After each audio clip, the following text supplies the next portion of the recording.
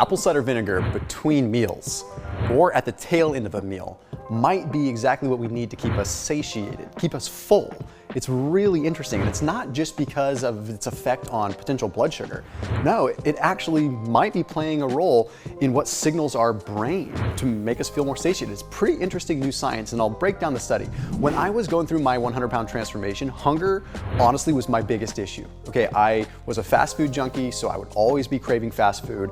When I was working out, my pre-workout was like a Mounds or an Almond Joy bar because I craved that all the time, and that's legitimately real, that's true. So had I known what I know now, transforming my body would have been significantly easier. Anyhow, let's break down the science. So sure, apple cider vinegar affects blood glucose, acetic acid, the main constituent. So yes, that plays a role. Okay, if we can control that potential, blood sugar roller coaster, then yeah, we control a little bit more of when we crave things. But I always try to look deeper than that. And what's wild is that we are now seeing that acetic acid plays a role in actually activating free fatty acid receptors. What the heck does that mean? A free fatty acid receptor, just like the name implies, receives a free fatty acid. So what happens is when we're using energy or breaking down food, we have fats that get liberated into the bloodstream. These fats get liberated into the bloodstream, they get broken down into free fatty acids. When these fats get liberated into the bloodstream from our tissues and things like that, they get broken down into free fatty acids. Well, these free fatty acids then bind to a free fatty acid receptor. Now think about it. If that receptor has received a fatty acid, it's going to send a signal saying, hey, I've received my food, I'm not hungry. The receptor is receiving its free fatty acid, right? Well, here's an interesting study. This study was published in the journal Diabetes. Okay, now it is a mice study, but it's still very interesting. It found that in mouse colonic cells, acetic acid would bind to free fatty acid receptor 2 and consequently trigger what's called glucagon-like peptide 1 and peptide YY, which are called anorexigenic hormones. Okay, they're anorexigenic gut hormones.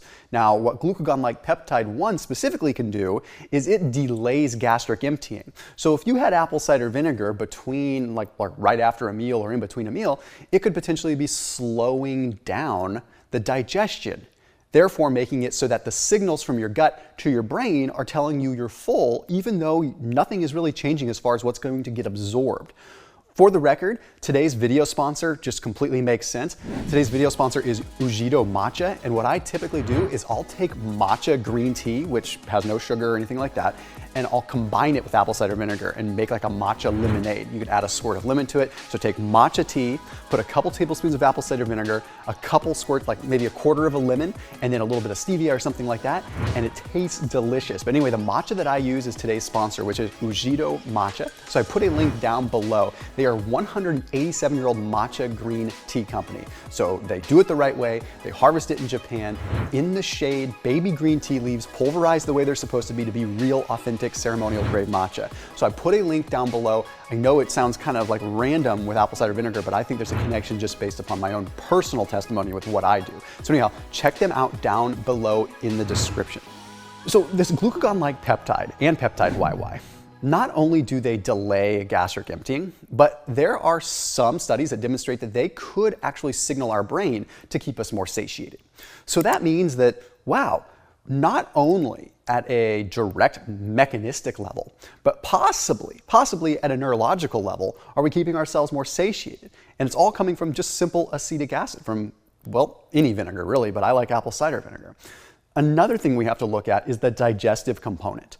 Apple cider vinegar plays a role in digestive enzymes. So you might be thinking, well, is apple cider vinegar going to help me digest? Is it going to help me break things down? That's actually kind of the contrary. There's a study that was published in the journal International Pharmacology. It was done in rats, but it was wild because they found that 4 weeks of apple cider vinegar actually affected sucrase, lactase, and maltase. So it actually inhibited these enzymes a little bit more, slowing down carbohydrate absorption, which is a great thing because it can modulate our blood glucose, but it also is slowing down the absorption, which means things are in our intestinal tract sending satiety signals for a little bit of a longer period of time. So apple cider vinegar, I mean, it's talked about, it's exploited, it's over-marketed, and it's upsetting that it is. And I'm not here trying to like sell an apple cider vinegar. Okay, I'm suggesting that maybe if hunger in between meals is really your problem, like it was for me, it's a very inexpensive couple of teaspoon shot to try. And it may just be a total game changer, at least for the psychological component. As always, keep it locked in here on my channel, and I'll see you tomorrow.